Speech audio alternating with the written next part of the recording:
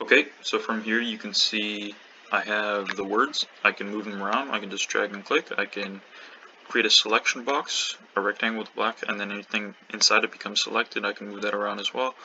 And these are still implemented when I click multiple, when I drag, and then when I click empty space, or when I drag them, they become deselected. When I have something selected and I click empty space, they also become deselected. Okay, so now things in the lined area. So now we can see that there are 6 words in here. There, it, who, mind, guitar. Now when I refresh, you can see that there, it are on the first line, who, mind are on the second line, and guitar is on the third line, and the order is indicated. So when I switch mind and who, you can see that's also shown in the console area. Okay, and this is the refresh button. Whenever I click that, whatever is in the line area will be shown in my console area in the same format. And you can see they have a single blank character, everything is working. Individual lines, yes, so we have 1 line, 2 line, 3 lines. And I can make this, move this down here, and you can see now we have an empty line in the middle, and then the guitar is on the next line. Okay, so for the puzzle requirements, we see I can go up here and switch puzzles. So when I have what I have here, I have the instructions for this one. So it's going to be a limerick about a man and his guitar. Here for puzzle 2, I have, it's kind of big, but it says it's going to be the beginning of a famous monologue from Shakespeare's Hamlet. Okay, oh sorry, that's the same one. And then this one, it would be the chorus of a famous Michael Jackson song. Okay, so those are the instructions. You can see it changes each time I select a different puzzle. You probably can't see this actually, but I have puzzle 1, puzzle 2, and puzzle 3 here in my puzzle menu, and I'm just selecting them. So puzzle 1 is the limerick, puzzle 2 is the monologue, and puzzle 3 is the song. Okay, and we can see, so I'll go back here. So this one, I can solve this, and we'll see what happens. That is the question. We can see now it says, congratulations, you win. So that's how that works. And we do see when I first start it, we have a greeting that says, hello there and welcome. My name is Zykel, and this is my word scramble puzzle.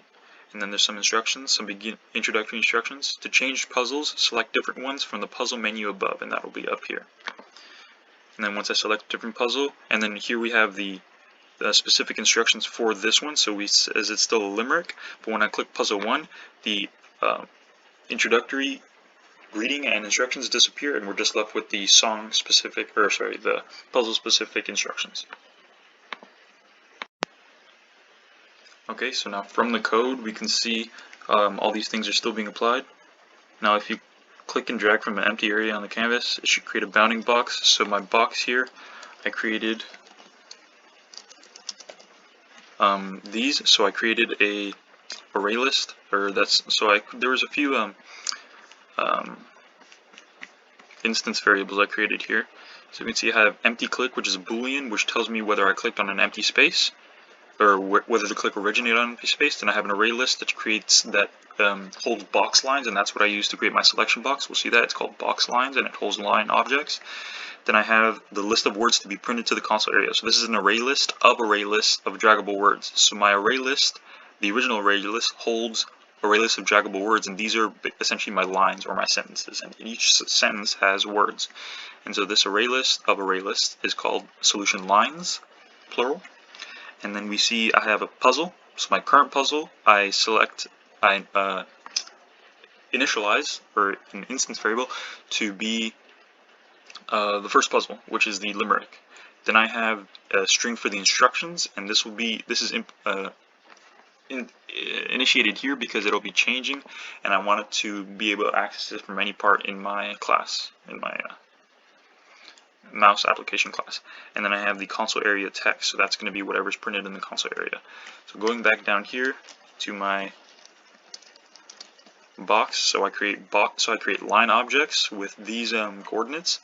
So we can see it's self-explanatory. Then we have, and it's all added to the box lines here. And then here, I don't add this, so even though these are lines which are drawable objects, I don't add them to the items to draw because it'll be hard to remove them afterwards. But we can see here in the repaint canvas, I have an extra line here that just draws these lines from my box line array list. Then I have whenever words are being dragged into the area. Yep, so whenever words are being dragged into my lines, my page lines, here we can see it's from the refresh button. This is where all this stuff happens. So first I clear all the lines from my solution, the previous solution, so I can, every time I refresh, it doesn't keep the words that were already in there. And then basically here I'm identifying which line each word belongs to if it's on the lines.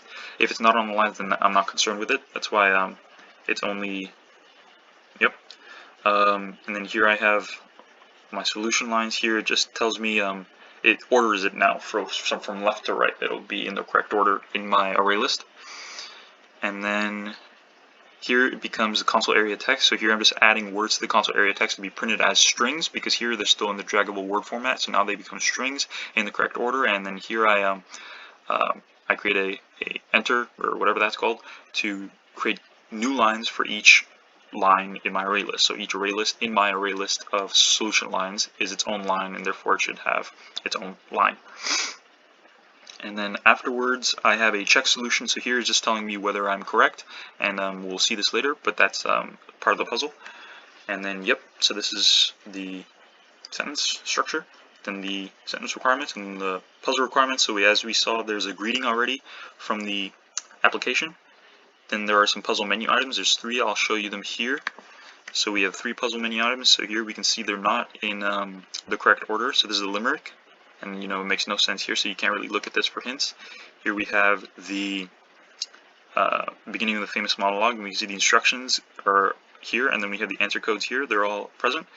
So each puzzle constructor requires a scrambled string, answer hash code, and then specific instructions. So it's the specific type of instructions to the information. And then as you see, these are all scrambled. And then the instructions change, as you saw. There were 3 puzzles. And then, yeah, so then we have the check solution here. So here, basically for this check solution, I'm kind of cheating, but I'm creating like a pseudo puzzle object so that I can use the hash code method on it. And then if that hash code method corresponds with the answer hash code method, which should be found with whatever current puzzle you're working on, if those 2 match, whichever string we were using, then we know that you must have gotten the correct answer, and therefore returns true.